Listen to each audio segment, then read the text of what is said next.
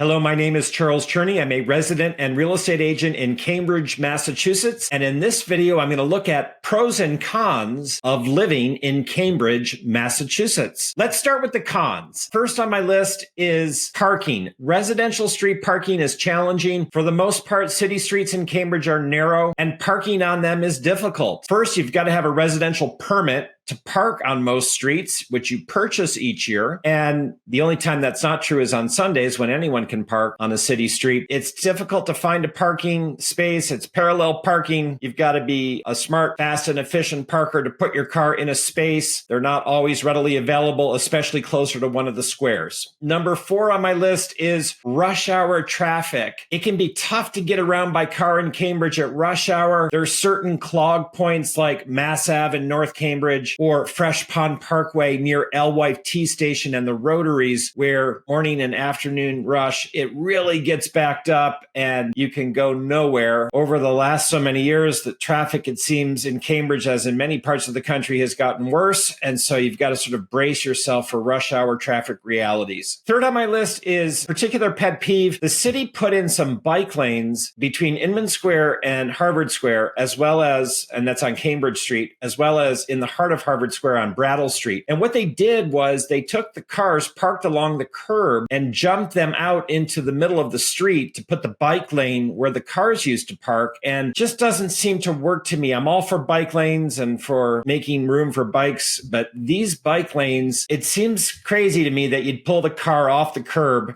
It makes deliveries difficult, and it's just not intuitive for people to think there's a bike in these newly created bike lanes. Second on my list, and this should come as no surprise, Cambridge, Massachusetts is an expensive city. On this channel, I have a separate playlist on the cost of living in Cambridge, where I look at the cost of a single family in one video, condominiums in another, and multifamilies in a third. So watch those videos to learn more about the cost of housing. So whether it's purchasing a home or purchasing a meal, Cambridge is expensive. And then first on my list is that winters here can be hard. Look, by mid-November, expect it to be pitch black by 4:30 in the afternoon. It starts to get cold by then, and then that cold weather runs right through December, January, February, and sometimes even into March. And then we can have snow. I was here for the heavy, hard winter of 2015 when we had record snowfall, and it was just brutal. So I love winter. I love a nice snowstorm and a snow day, but man, day in, day out, if we're having a heavy, hard winter, Cambridge can be rough. So those are my cons, shared with respect. As for the pros, wow, there's a lot of them. And I want to start with the fact that there are 13 distinct named neighborhoods and 5 squares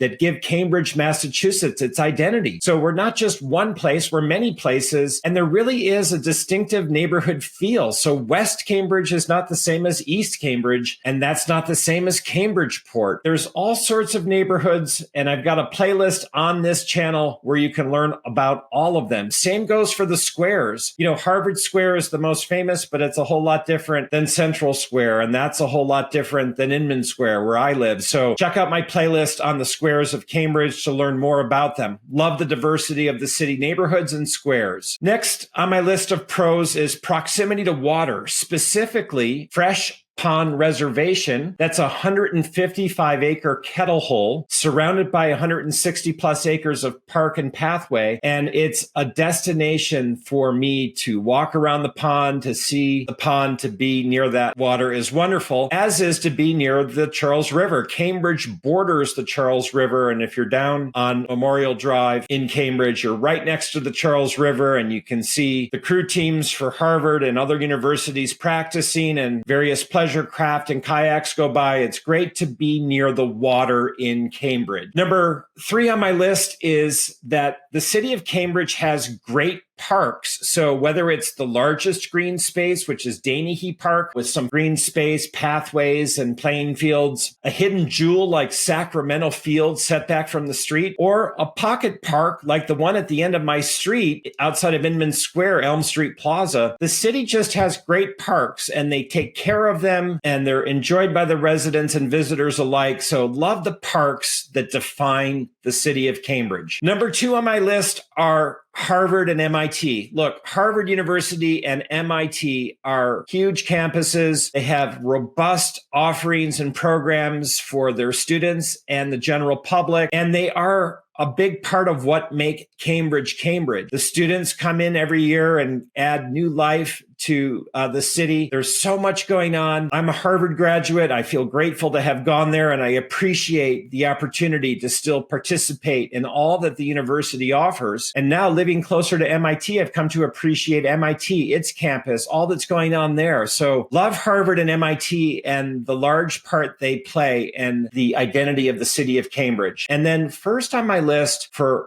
pros for Cambridge are all the local businesses. I'm a member of Cambridge Local First, and if you go online and visit their website, cambridgelocalfirst.org, you'll see more than 500 businesses, local businesses listed that are here in the city of Cambridge. So whether it's Harvard Bookstore in Harvard Square, or one of the 4 Darwin's Limited cafes, or a special place like Albertine Press in Inman Square, where they have a hand-lettered press and produce beautiful materials for sale for wedding invitations and postcards and other things. There's just so many great local businesses in Cambridge, Massachusetts that give it its identity. So look, there's a list. There's more pros, there's more cons, but it all adds up to a wonderful city, one that I've been happy to call home since the late 1990s. Reach out at any time to learn more about Cambridge, Massachusetts, and watch the other videos on my channel to learn more about it. My name is Charles Cherney. I love Cambridge, Massachusetts, and I'd love to answer any questions you have about this great city. Take care.